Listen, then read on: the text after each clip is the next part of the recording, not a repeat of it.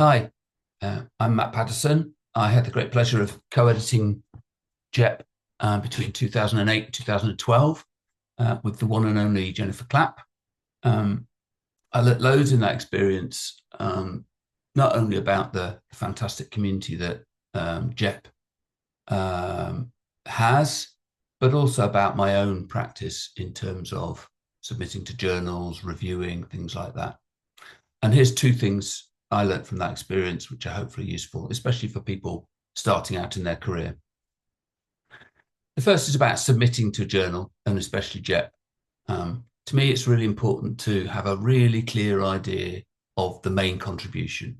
So your best bet, I think, for doing really good at papers and getting through the review process is to follow the big idea.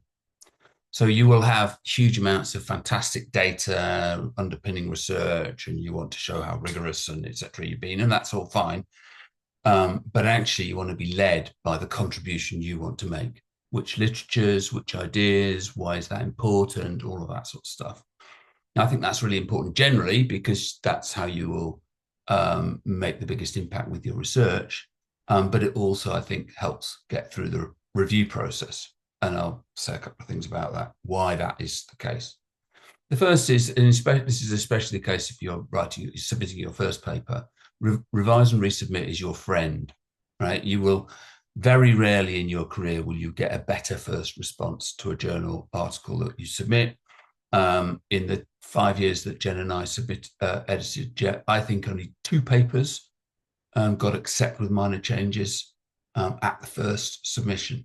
Right? Most papers get R&R. Most papers that end up getting published get R&R at the first time. So don't be discouraged. I know I've had graduate students who said, "Oh, it feels like a C plus, and all you've ever had is A's throughout your whole career, studies so far." But it's not that, right? It's your entry into the process.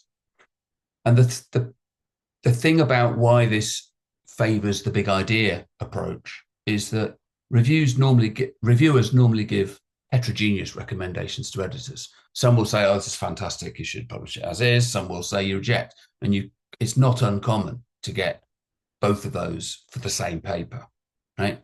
And what you want then, if you've got the person in the middle of that sort of a spread of reviews saying, "Oh yeah, there's revise and resubmit," making that sort of recommendation to the editors, then you want that person to be really enthusiastic about the paper. Because if there is one that says reject, the editors will sit there and say, "Okay, well, maybe it's a bit meh." And one said reject, so we'll reject it. But if the person saying revise and resubmit is really like, "Oh, this is a fantastic paper, but there's X, Y, and Z problems with it that need sorting out," rather than, "Oh, this is a very solid piece of research, but I'm not 100% certain what the overall contribution is," then that's quite a different reaction. You want the former of those reactions, not the second one. And you're more likely to get that if you really follow and be really clear about what your main contribution is. So that's one point about submitting. It doesn't solve all your problems, but it might help think about how you develop papers. The other one is about reviewing. And reviewing is the lifeblood of any journal. Any editor will tell you that the hardest job in editing a journal is to get three people to say yes to reviewing a paper. And dealing with reviewers is very, very tricky. It's obviously utterly crucial to the functioning of a journal. And so it's a key thing, I think, if you're setting out to think about not only when you're submitting an article, but also at some point you're going to get asked, you may have already been asked, to review for a journal like JEP and to take that job really importantly, seriously as part of your professional practice.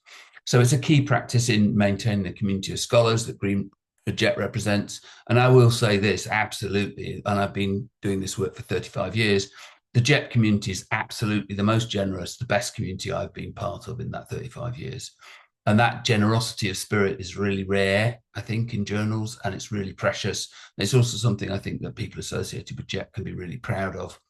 And so if you're thinking about, when you're reviewing, you're becoming part of, in some way, of that community. And I think in a way that I think, and thriving within that community is sort of reviewing is a key part of developing the sort of habits and the ways of thinking and ways of engaging with each other that will help you thrive and give you loads of satisfaction. Even I would say joy, actually, sometimes, rarely. Joy is maybe pushing it. But key to the strength of the reviewing in GEP, and I think in any good journal, is generosity. So my the simple way of saying it is, I say, when you're approaching reviewing, be a gardener, not a gatekeeper.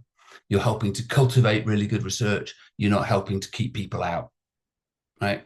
And I think you should do that in any journal you review for, in any review process. But I think it is that the most important spirit with which to approach reviewing, and I think it really is prevalent amongst reviewers for GEP. So becoming part of the GEP community, I think that's an important value and an important sort of habit and a way to approach reviewing. You will read papers that you think are terrible, frustrating, poorly written, or just boring. But not only do the authors deserve your generous read of their paper, so do the editors, right?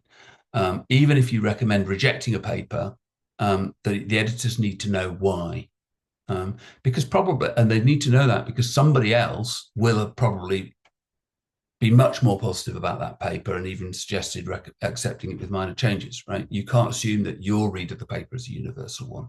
I absolutely learned that within 6 months of editing at GEP. I said, I can never do, I recognized that I had given the odd recommendation of reject and only written 3 sentences to say why. And I thought, I can't do that again. It's useless. It's a completely useless review, a 3-sentence review of whatever size, whether it's an accept with minor changes or it's a reject, it doesn't matter. It's completely useless to the editors. So even if you're recommending rejecting a paper, the editors need to know why. And the author will need to be really clear about what is weak about the paper, or otherwise they'll just be demoralized, and that doesn't help anybody, right? If you recommend revisions, the authors and editors need loads of specifics to help them, to enable them to have a chance of producing the best revised paper they can. Again, you're gardening, you're not gatekeeping, right? As an orientation, that's way better.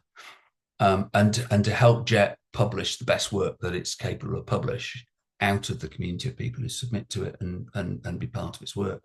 So I would recommend, accepting enthusiastically to review papers and taking that job, sort of really seriously as part of being part of the community that GEP is.